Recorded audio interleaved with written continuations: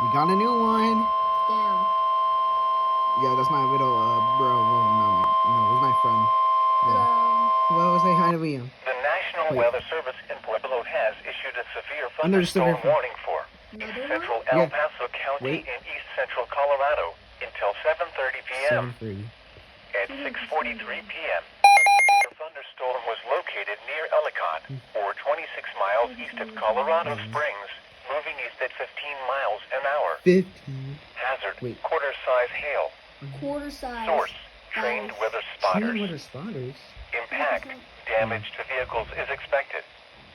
Locations impacted include Yoder, Truckton, Ellicott, and Rush. Okay.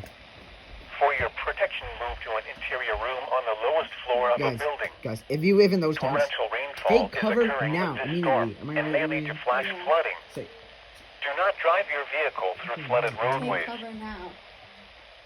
I'm sorry, my voice is wait a second. This could be double header. The National Weather Service